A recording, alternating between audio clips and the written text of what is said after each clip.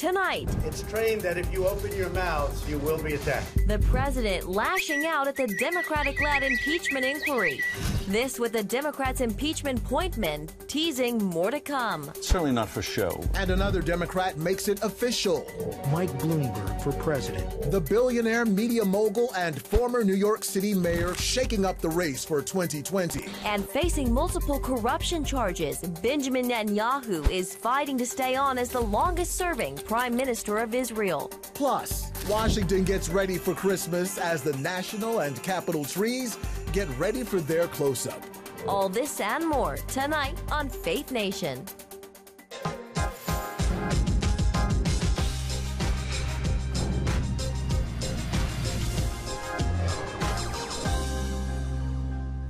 Congress may be on break, but we are still talking about impeachment. Hi, everyone, and welcome to Faith Nation. I'm Jenna Browder. And I'm Eric Phillips. And for John Jessup tonight, Democrats are teasing new hearings and next steps in the impeachment inquiry.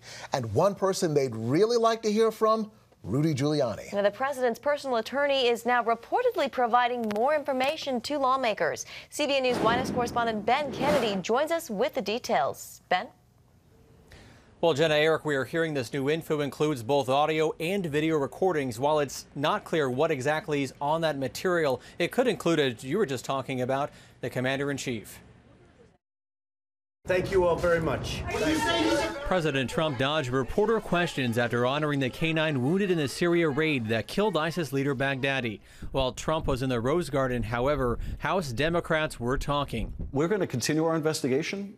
We are going to continue to pursue even after the documents. Handed in the report, you're going to continue? Oh, yes. The investigation isn't going to end. That could be because of reports the House Intel Committee obtained audio, video, and photos of President Trump's personal attorney, Rudy Giuliani.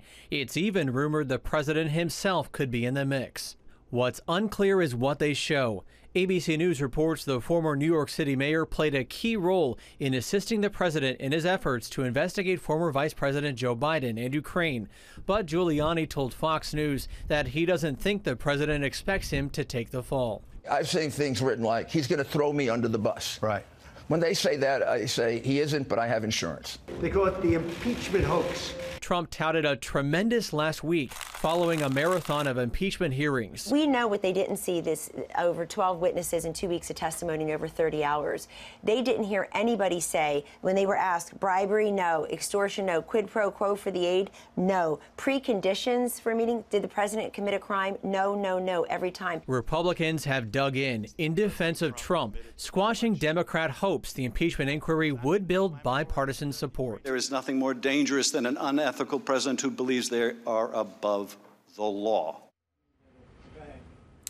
Now, moments ago, Representative Adam Schiff sent a letter to Democratic colleagues saying the committee has begun to draft an impeachment report, but does remain open to new testimony and documents. At the same time, the White House here behind me says it is preparing for a trial in the Senate. Eric, Jenna? Ben Kennedy at the White House. Thank you very much. Meanwhile, another Democrat making it official. Former New York City Mayor Michael Bloomberg has thrown his hat into the 2020 presidential ring. How will his late entry affect the race and his chances? Joining us now with more details is CBN News Capitol Hill correspondent Abigail Robertson. And Abby, it's pretty late in the game right now. What is Bloomberg's strategy? Well, Mayor Bloomberg's campaign is already shaping up to look far different than his rivals.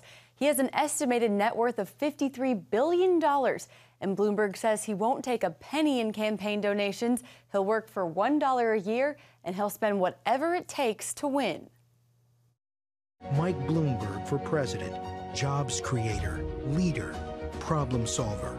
It's going to take all three to build back a country. Over the next 2 weeks, he hopes to introduce himself to voters, courtesy of a $37 million television ad buy. Mike Bloomberg started as a middle-class kid who had to work his way through college, then built a business from a single room to a global entity, creating tens of thousands of good-paying jobs along the way. A huge sum, totaling more than half of the $50 million spent thus far on TV ads by the entire 2020 Democratic presidential field. We do not believe that billionaires have the right to buy elections. A move that's catching heat from his opponents like Senator Bernie Sanders and Andrew Yang. You can't buy passion. If you have to put people against money, I will take people every day of the week. Over the years, Bloomberg's fought for gun control, combating tobacco use, and cutting our carbon footprint. Ahead of his campaign announcement, the 77-year-old former Republican visited an African-American megachurch in Brooklyn to apologize for his controversial stop-and-frisk policy. I want you to know that I realized back then I was wrong. Bloomberg argues he's the antithesis of Donald Trump, who he calls a failed businessman whose companies went bankrupt multiple times, while touting himself as a proven leader with an unmatched track record in business and government. Defeating Trump and rebuilding America is the most urgent and important fight of our lives, and I'm going all in. On Monday, he kicked his campaign off at an event in Norfolk, Virginia. If President Trump wins another term in office, we may never recover from the damage that he can do. People we talked to at today's event were mixed on how they feel about Bloomberg jumping in the race. Some were excited, while others don't quite know who he is. Now, with 10 weeks to go before the Iowa caucus, it's unclear if his massive war chest will be able to buy support and name recognition in those crucial first voting states where his opponents have been campaigning for months. All right, Abigail Robertson, thank you very much. To a story now picking up a lot of steam on social media. Secretary of Energy Rick Perry says President Trump is, quote, the chosen one. You said you were the chosen one.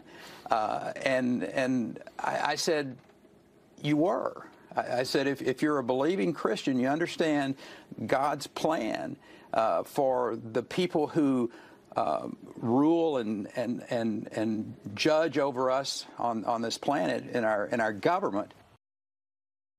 In that interview with Fox News, Perry said Trump was, quote, sent by God to do great things. Some pretty hefty words coming out there. Joining us now, our chief political analyst, Mr. Brody himself, joining us on set. And what do you think about what Secretary Perry had to say? Well, look, I mean, biblically, we go to Romans 13:1. What he's saying is accurate, that God has put in all authority and appoints our leaders. So, look, in terms of the evangelical handbook, you know, everybody needs to take a chill pill, if you will, because it is biblically true. Now, having said that, the question then becomes, does God's providence mean an equal approval? And I think that's the question that a lot of people wonder. I mean, a lot of folks Rick Perry would also say, and he said in that same interview, that he thought God put Barack Obama in place as well as president, because we know God doesn't just pick Republican presidents to put in charge, he picks all presidents to be in charge. Robert Jeffress has said that before as well. For sure. David, you recently sat down with former UN Ambassador Nikki Hailey, and you also talked about faith and God with her and Donald Trump.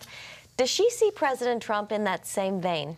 I think it's pretty similar. I don't think she said it in as striking terms as Rick Perry, but we'll let you judge for yourself as we play a little bit of the "for such a time as this" question that I always ask in these interviews. Have a look. You're a woman of faith, proving that God has a sense of humor. Donald Trump is president. Who would have ever thought that? I've asked Secretary Pompeo this. I've asked Sarah Huckabee Sanders this about, is he there for such a time as this? What is your view kind of spiritually on the sovereignty of God and what he's doing exactly by putting Donald Trump as president of the United States? Well, you know, I think it goes to show that everything happens for a reason. Mm-hmm. And the way I see it is, look at the results of Donald Trump as president. Mm-hmm. We have more friends and family with jobs than we've ever had before. Mm-hmm. We have the economy moving in a direction hasn't been in a long time, but is doing great. We are acknowledging real truths with a president that had the courage to move the embassy from Tel Aviv to Jerusalem. And there's been a lot of courage that has come from this president to change what was the status quo and to do it in a way that the American people wanted to see it. They did want a disruptor-in-chief. They did want someone that was going to go against the grain and get us out of our comfort zone. And so I think that God sometimes places people for lessons and sometimes places people for change. And you can look at everything that's happened, and I think we're seeing a lot of change, and I think we're gaining a lot of lessons from it as well. And I think everybody can agree, a lot of lessons, a lot of change with Donald Trump, no doubt about it. Well, now, looking at the whole impeachment situation, you know, Democrats want to see an impeachment vote by Christmas. You know, impeach by Christmas has been the familiar saying. But there's a lot of ground left to cover. Can they meet that deadline? Well, they're going to sure try. I mean, we saw, as Ben talked about, the Adam Schiff letter basically saying we're moving forward. They want this in a bow under the Christmas tree by Christmas Day for sure. The problem is someone said everyone's in the loop. Well, if everyone's in the loop, then doesn't everyone have to come and testify? Like Bolton, Giuliani, Pence, Pompeo, can I go on and on? And so that's the question for Democrats. Are they going to look like this is a rush job and politically have major fallout? They're already having potential fallout here, but it could really be bad for them if they don't go and do their due diligence and interview all these folks coming through. David, a lot of these lawmakers, they're going home for Thanksgiving, and the moderate Democrats, we're hearing they're getting quite an earful from some of their constituents about impeachment. What are you hearing on that front? Right. I think this is the key week, honestly. And this is a very slow week in Washington, but a very key week in these House districts, these 31 Trump districts that are run or won by Democrats. So you have 31 Democrats in Trump districts. What is the deal on that exactly? Will they go ahead? And we'll see whether or not they can actually decide they're not going to go for impeachment. I think it's going to be tough, though. Yeah. All right, David, we got to go, but more of the Nikki Haley interview after the break.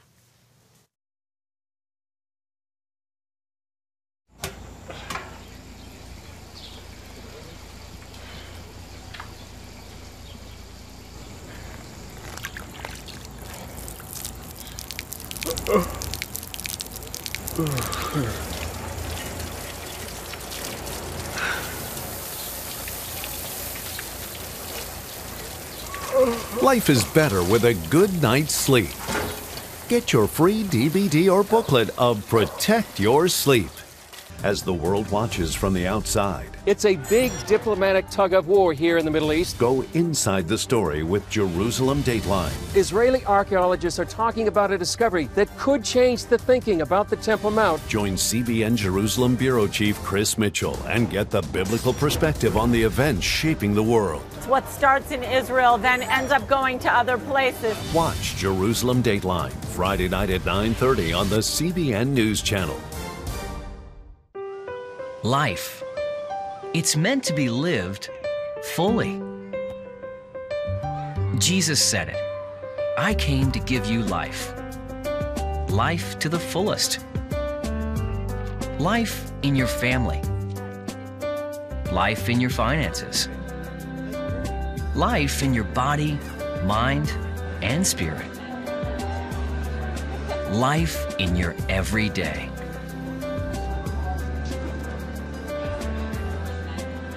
At CBN.com, we're taking what Jesus said seriously. We're here to help you discover life. Life. Live it fully.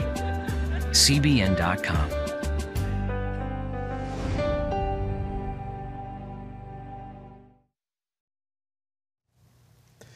Welcome back. Nikki Haley has quite the resume, and the former U.S. ambassador to the United Nations also has a very unique story to tell. David Brody recently sat down with her to talk about her new book and the possibility of a presidential future. Nikki Haley certainly draws a crowd, and more often than not, they adore her. Here, in front of thousands of evangelicals at Liberty University, she has the honor of being the most requested political speaker. And it's easy to see why. I'm pro-life not because the Republican Party tells me to be pro-life. We caught up with her behind the scenes. Thank you, Lord, for Ambassador Haley. Lord, thank you that she's our sister in Christ. She's cruising through America to discuss her new book, With All Due Respect, Defending America with Grit and Grace. You just have to lay it all out there. And that she does, beginning with a childhood that placed a little Indian American girl in a small rural South Carolina town. We were the only Indian family in that small southern town. I talk about how we weren't white enough to be white, we weren't black enough to be black. My father wore a turban, still does to this day. My mother wore a sari, and they didn't know who we were, what we were, or why we were there. I remember when I would get teased on the playground And I would come home and my mom would always say, your job is not to show them how you're different. Your job is to show them how you're similar. That parental lesson has served her well. Hailey's been very successful and a trailblazer too. She was the only female executive in her first corporate job, South Carolina's first female governor, and when serving as U.S. ambassador to the United Nations, the only female sitting on the Security Council. There's never been a line to the women's bathroom in any of the jobs that I've had. But what I have learned is if you don't stand up for yourself, if you don't protect your integrity, no one else will. Hence the book title. After White House Economic Council Director Larry Kudlow suggested that she was confused about something that she said on a Sunday talk show, she knew her facts were straight and issued a statement, quote, "With all due respect, I don't get confused." I tried multiple ways to get them to fix this situation, and they didn't. And when they wanted to go basically throw me under the bus, you know, I wasn't gonna stand for that. But that didn't mean I needed to make a big stink about it. You can go and you can say something and you can kick with a smile. You can do it without being hateful, and you can do it by still being strong. And that's what I've always tried to do. Bless your heart, right? Yes. Yeah. Bless your heart. As governor, Hailey's Bless Your Heart strategy turned to heartbreak in 2015 after the horrible church massacre in Charleston. It was probably the most challenging thing I've ever gone through in my life. She attended 9 funerals, all open casket, and grieved with the families. It became overwhelming. She lost 20 pounds, and a doctor friend said she was suffering from post-traumatic stress. I was going and doing press conferences and coming back in the office and crying, or coming home and getting straight in the bed and just crying. And I was in such despair. But through this painful process, something happened. That was really a defining moment where my faith changed to an entirely different level. Because when you can't control what's happening to yourself, all you have left is God. And it was just handing it to God and saying, I need you to get me through this, because I didn't know how to help myself anymore. God had more plans for her, from South Carolina to the UN as U.S. ambassador, where she became one of Israel's most vocal defenders. In the book, she points out how President Trump's decision to move the U.S. embassy to Jerusalem was not popular even among administration officials. When we discussed it in the National Security Council and, you know, in the Situation Room, I mean, the president didn't have a lot of people that supported it. He just didn't. She talks about 2 people in particular who wanted to thwart many of Trump's policies and wanted her help to do it. Former Secretary of State Rex Tillerson and former Chief of Staff John Kelly. They were stalling and stopping what the president wanted to do, not because he was unfit or they thought he was being rogue, but because they disagreed with him on policy. That was when they tried to tell me they weren't undermining the president, they were trying to save our country, that I needed to join them. Hailey was a solid no. Instead, we find out through her book that overall she's been a solid yes on Trump. She loves the results he's producing. And so it begs a spiritual question. Is he there for such a time as this? What is your view kind of spiritually on the sovereignty of God and what he's doing exactly by putting Donald Trump as president of the United States? Well, you know, I think it goes to show that everything happens for a reason. And so I think that God sometimes places people for lessons and sometimes places people for change.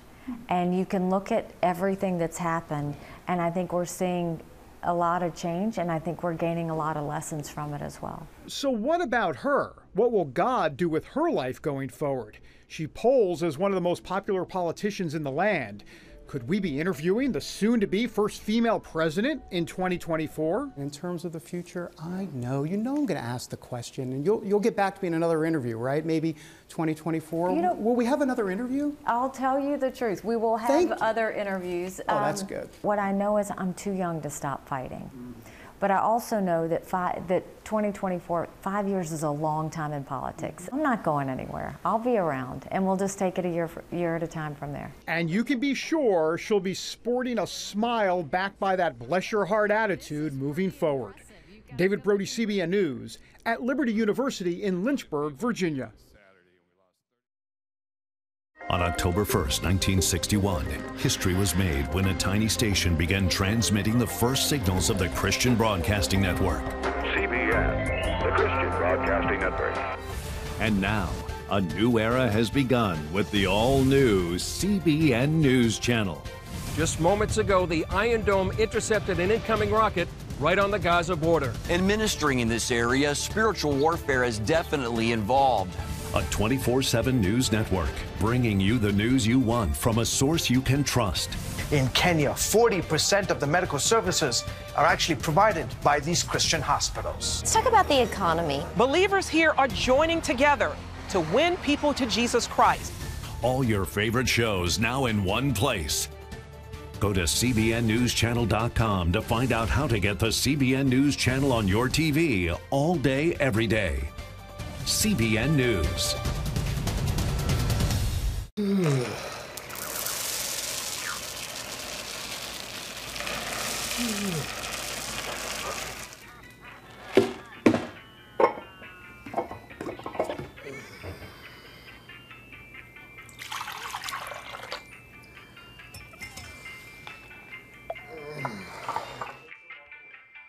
Life is better with a good night's sleep. Get your free DVD or booklet of Protect Your Sleep today. Life. It's meant to be lived fully. Jesus said it. I came to give you life. Life to the fullest. Life in your family. Life in your finances. Life in your body, mind, and spirit. Life in your everyday. At CBN.com, we're taking what Jesus said seriously. We're here to help you discover life. Life. Live it fully. CBN.com. Welcome back. Israeli Prime Minister Benjamin Netanyahu is in the political fight of his life. Facing corruption charges ranging from bribery to fraud and breach of trust, the longest-serving prime minister is even taking punches from his own party. Rivals within Netanyahu's own party are holding elections for a new leader. This as the embattled prime minister's main opposition is demanding that Netanyahu retire. And here now from Israel is CBN News Middle East Bureau Chief Chris Mitchell. Chris, good to see you. Netanyahu, he's facing multiple battles here. You're focused on 4. What are they? Well, Jenna, I think the first one would have to be in the next 17 days or so. During this time, any Knesset member can form a coalition government. It's the first time it's happened in Israel's history. And so Netanyahu has to be careful that someone doesn't go ahead and some of the various parties go ahead and put together a coalition government that would likely mean the end of him as prime minister. It does seem unlikely. The next battle he faces will be within his own political party. He's already had a challenger who wants to have snap elections to try to replace him as leader, but that's going to happen in the next 6 weeks. So his next battle is to make sure he can maintain control of the Likud.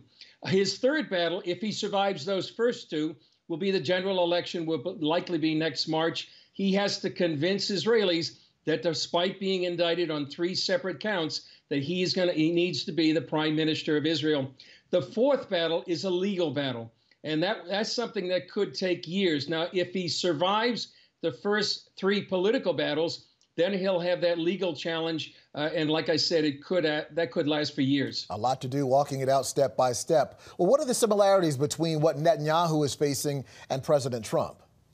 Well, you know, Eric and Jenna, when you listen to Netanyahu the other day after the announcements, it's almost like you were listening to Donald Trump. He's saying we need to investigate the investigators. He called it a counterfeit investigation. He called it like a coup against him or a witch hunt. He wants a commission to investigate the investigation that he's been going in for the last 3 years. So there's a lot of similarities between what President Trump is facing and Prime Minister Netanyahu.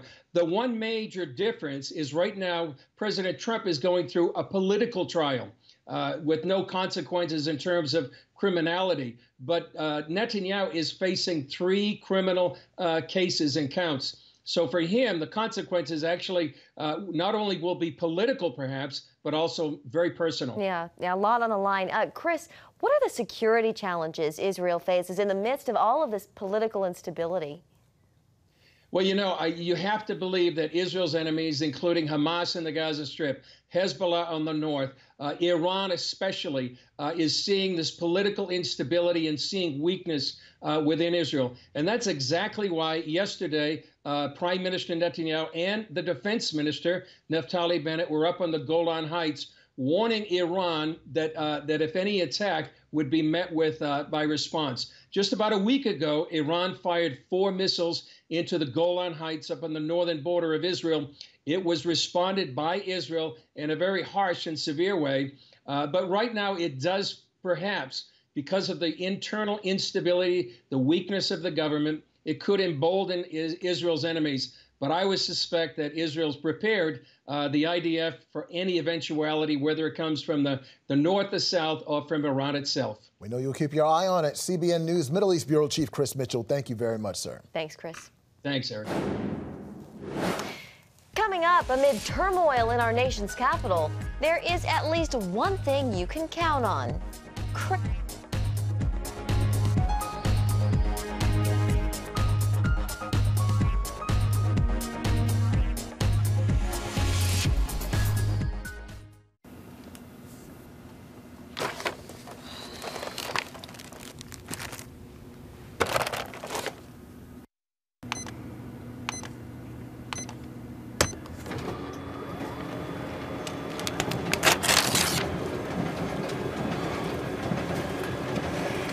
Life is better with a good night's sleep. Get your free DVD or booklet of Protect Your Sleep today.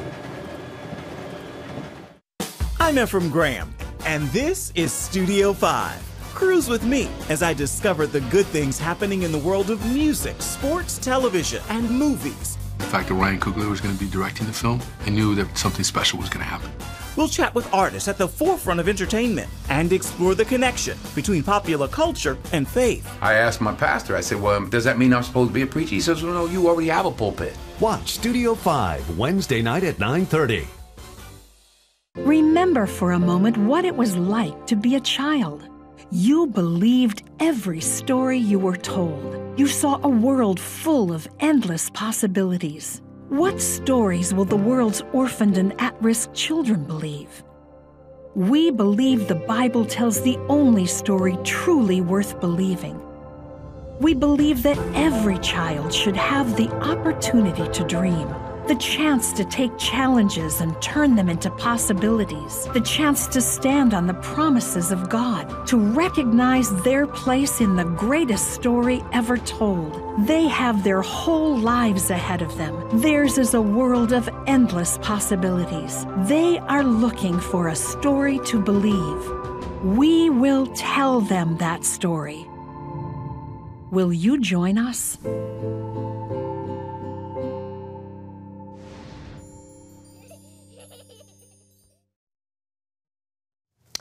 Well, finally tonight, it's beginning to feel a lot like Christmas here in Washington. That it is. Today, a spruce and a fir tree made their way to the Capitol and the White House. The First Lady greeted a 20-foot Douglas fir on the North Lawn this afternoon. The evergreen from a Pennsylvania farm will grace the Blue Room this Christmas season. And over on the Hill, a 65-foot blue spruce traveled over 2,000 miles from New Mexico just in time for the official Capitol Christmas tree lighting next week. You know, I have to say, Washington, a beautiful city, but it really does come to life at Christmas. It sure does, and that tree traveled a long way to spruce things up. We're glad to have it. Have a great one. We'll see you back here tomorrow.